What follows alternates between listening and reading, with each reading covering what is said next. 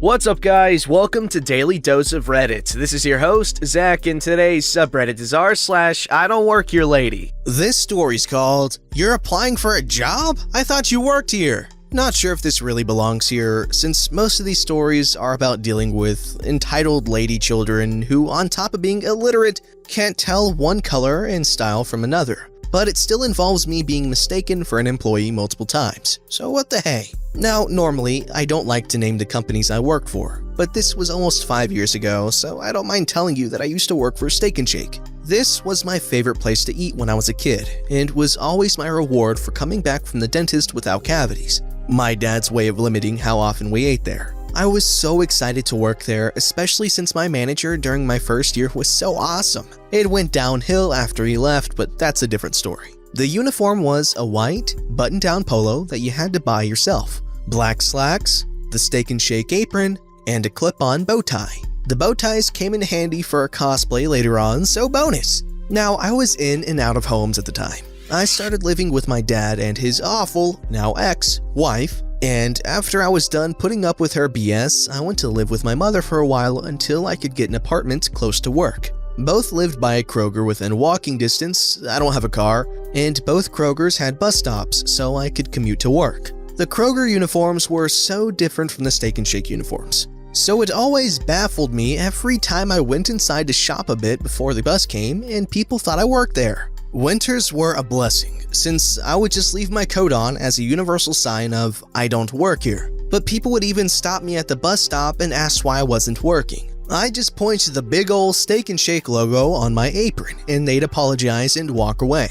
This did not stop after I moved into an apartment either. I managed to find something close enough that I could walk to work, and there was a bus stop near the entrance and a grocery store on the way. Score! This store had a uniform of red polo shirts and the employee's name of either black or tan slacks. I still got mistaken for an employee whenever I would shop there, which at this point was practically every other day since it was easier to carry small loads and I didn't need to worry about wasting gas. The employees were really friendly too and would let me vent about my ever-growing grievances at work. Speaking of which, remember how I said management went downhill after my first year? It got so bad that I had a really bad anxiety attack one night, and almost didn't even get help if not for a registered nurse having been in the dining room at the time and heard me hyperventilating in the back. I'd never had issues with anxiety before that, but from then on, they became more and more frequent to the point that I was having them almost daily.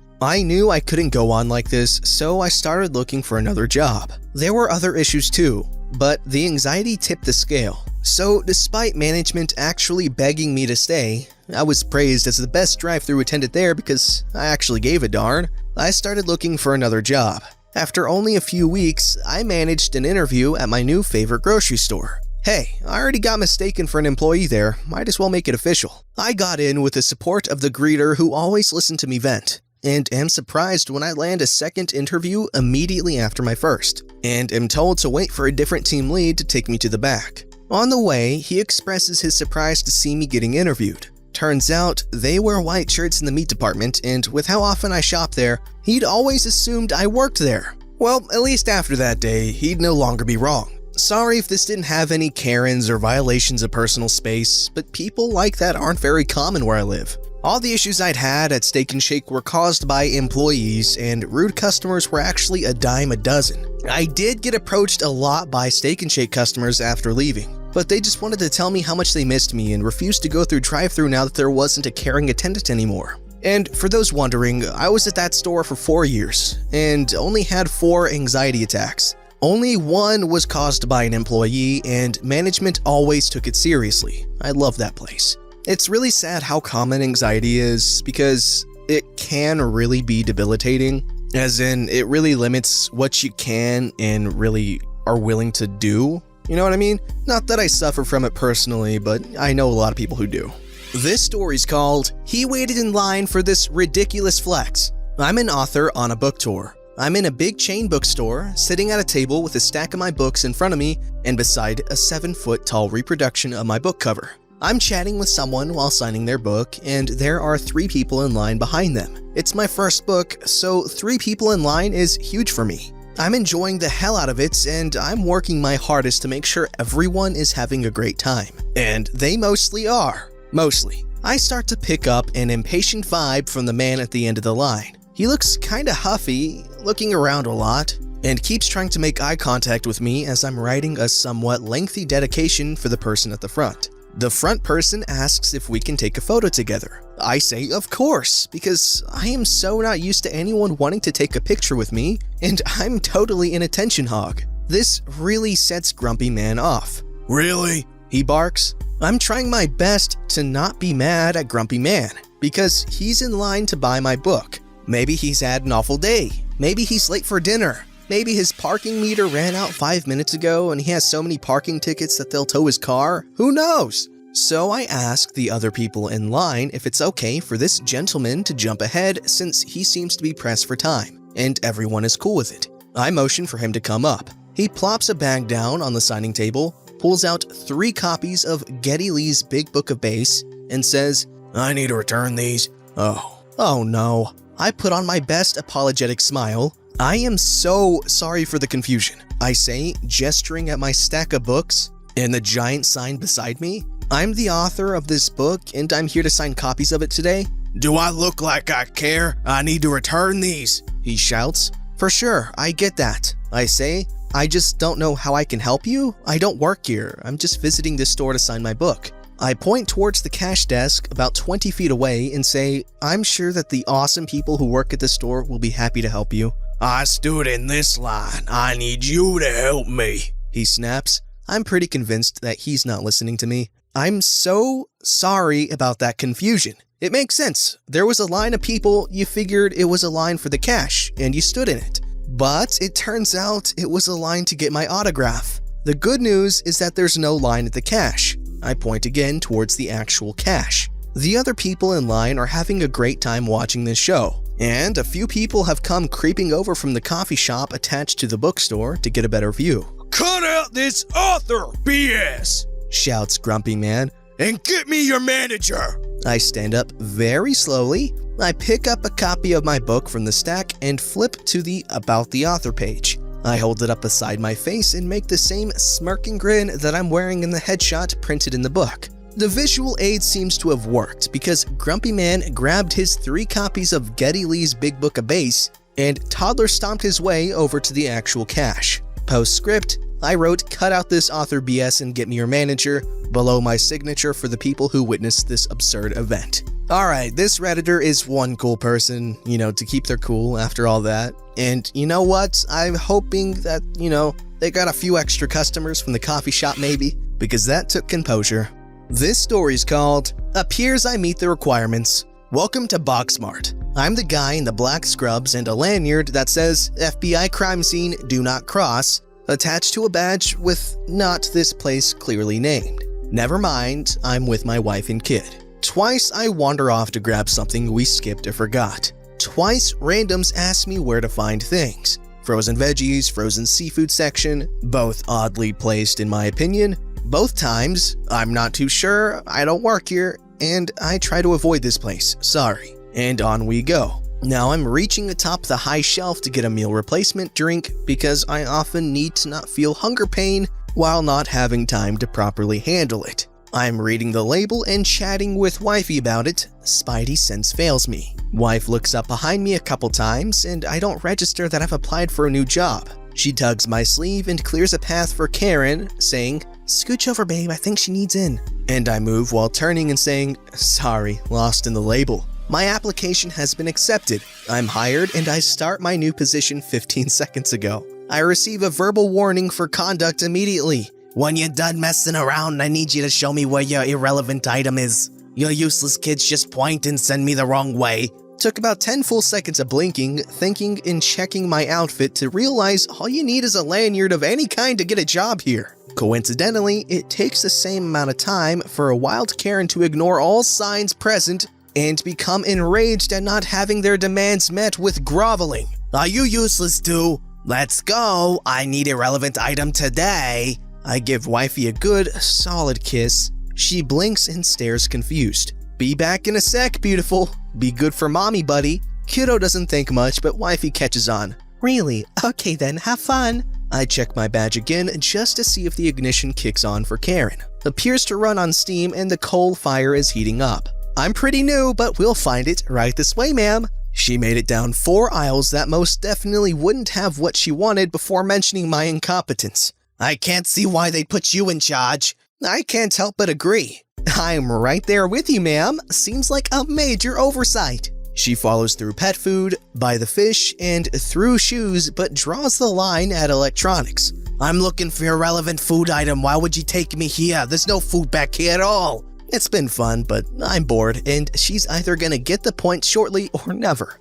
Yeah, you're probably right. Maybe we should get someone that works here. Should we try at the register? They can probably call a manager from there. Looks like the at-will employment in my state kicked in. She walked off toward the food, and I haven't received next week's schedule. I'm not hurt though. The pay was terrible. Okay, that read like almost like a 4chan green text almost at some parts, and then I don't know, the writing was weird, but I like this.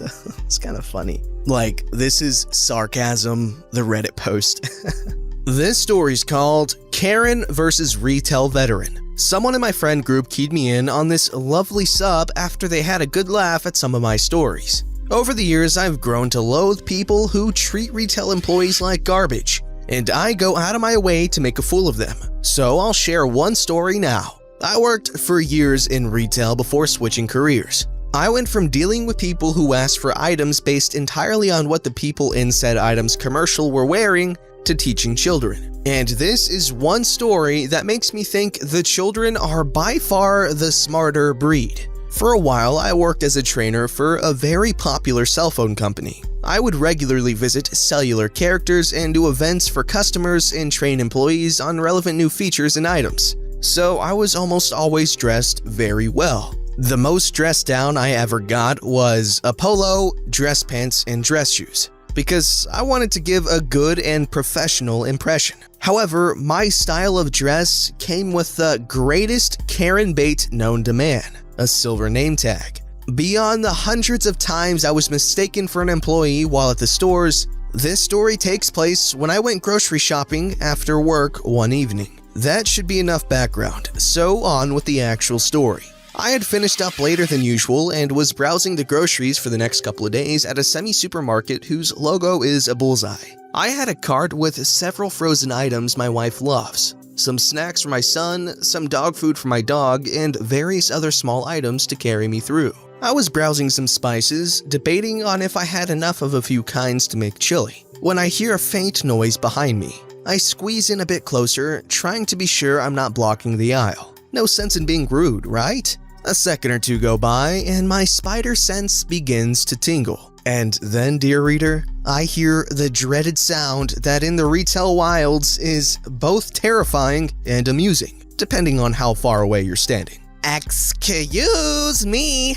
Ah, yes, the mating call of the wild Karen. I turn around to see a specimen of at least 40 years, trying desperately to be mistaken for her own daughter in what I can only assume was a pair of yoga pants, furry boots, a shirt that was strategically unbuttoned, and a huge pair of sunglasses acting as a solar panel for her "let me speak to your manager" haircut. My desperate plea for clemency in the form of her own ability to notice a mistake came immediately as I pushed my cart further away and swept my arm where I was standing. Sorry, I didn't know I was blocking you. But alas, this story would not have made it here if that was all she needed. No, Karen did not want to graze the spice rack. She had used her cosmic powers on me without my realizing. You see, because now I was no longer shopping for dinner. I had been granted employment, and Karen was not pleased at my performance so far. No, I need you to help me find some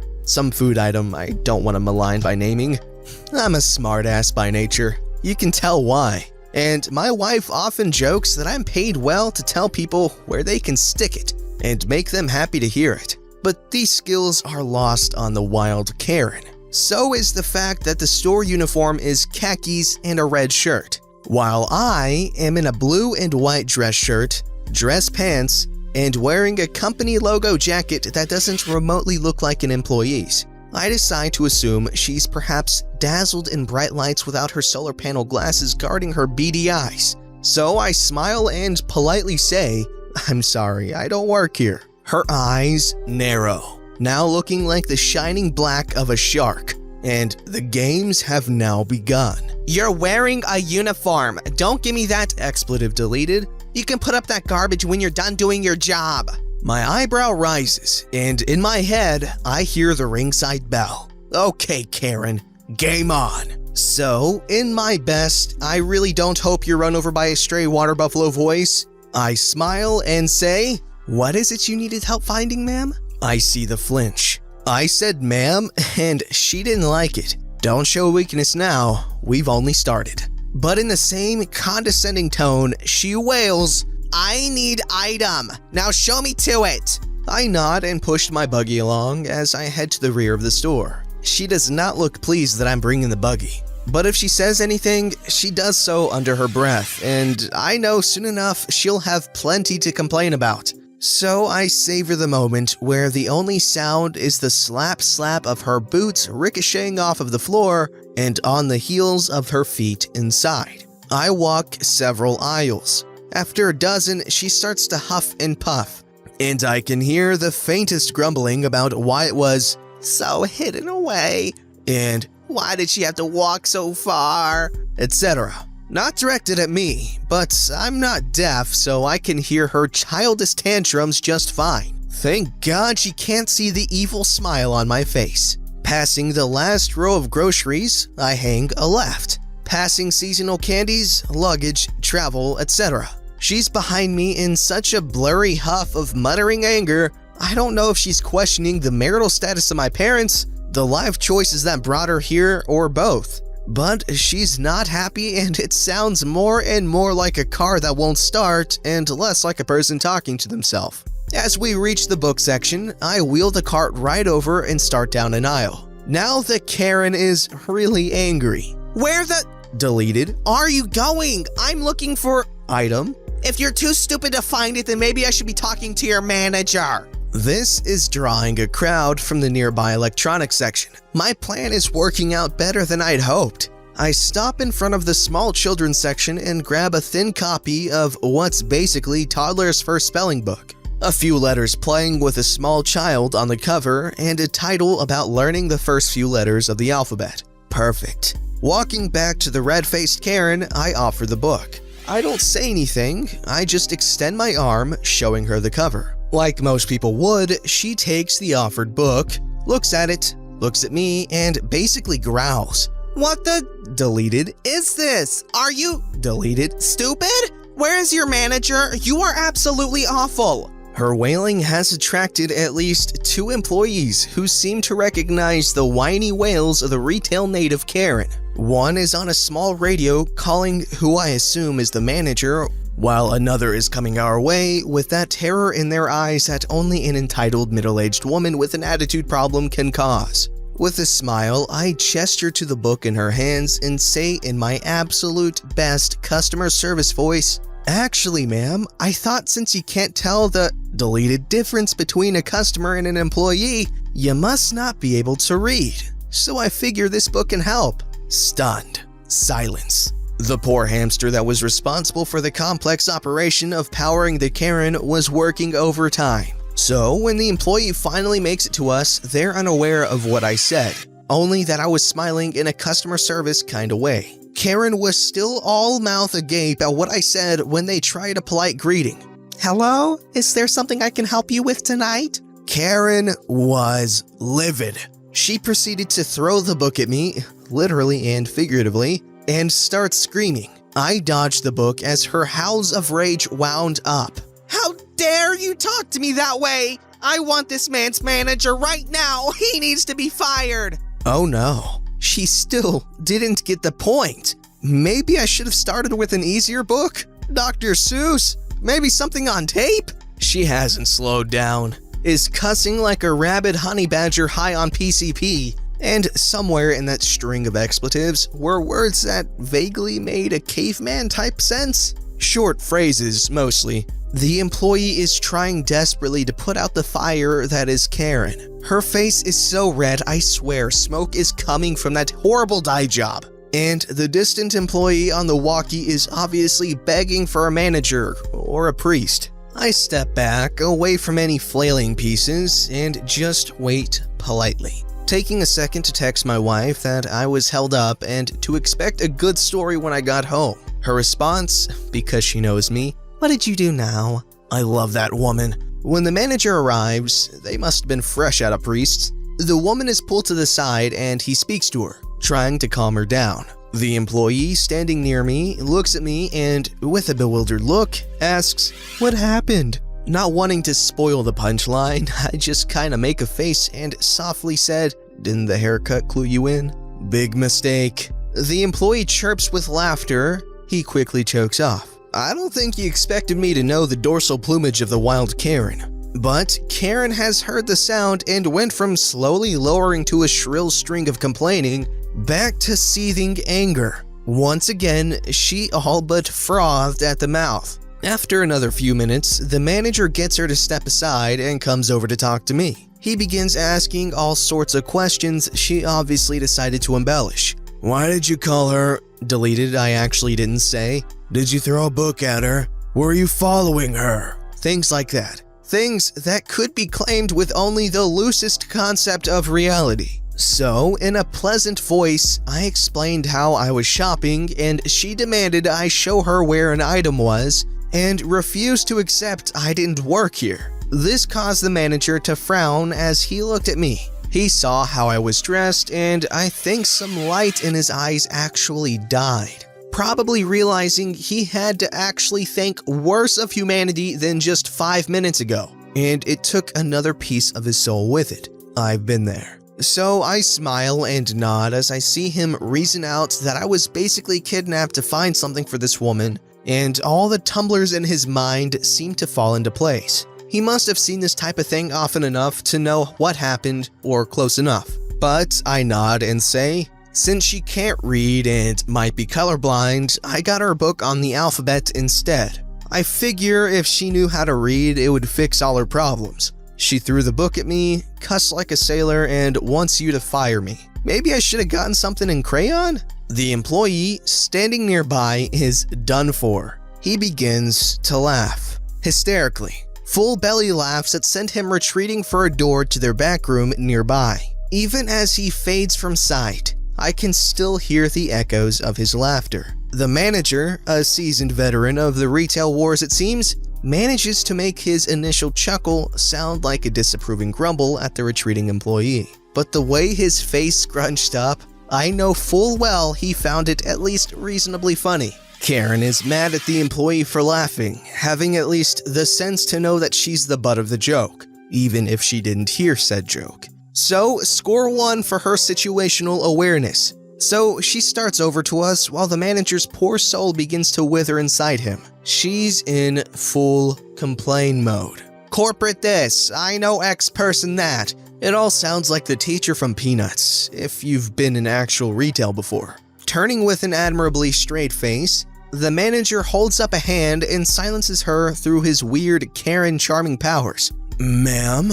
Again, her eye twitches. "I'm going to have to ask that you stop harassing other shoppers and keep the volume down."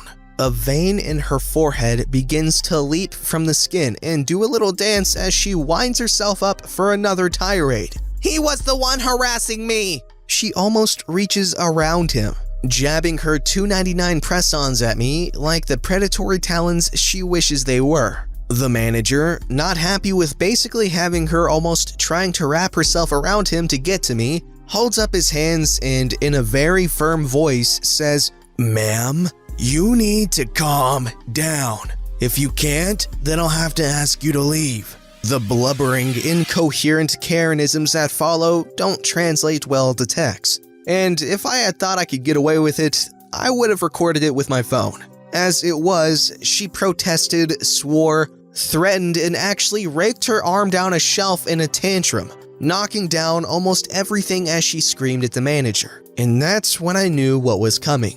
She wasn't going to be asked to leave. Oh no, At this point, she was about to become a captive audience. The manager called for someone in the clothing department and overwalked two women who, God bless them, managed to wrangle the woman and begin escorting her to the front. The employee, who'd walked away laughing, came over and escorted me back to the grocery and told me that she was going to be detained and barred from the store. He was in a good mood, except maybe having to clean up her tantrum, and we joked about the vast level of stupid we'd been graced to see. A few minutes later, I checked out and was walking to the door when two police walked in. Rather annoyed looking, I left with a smile on my face. Moral of the story, kids: never inflict yourself on random people and assume they have to put up with your BS. You never know when you'll meet the crocodile hunter of Karens. Now that was some pretty good storytelling. You can tell this guy enjoys messing with stupid people.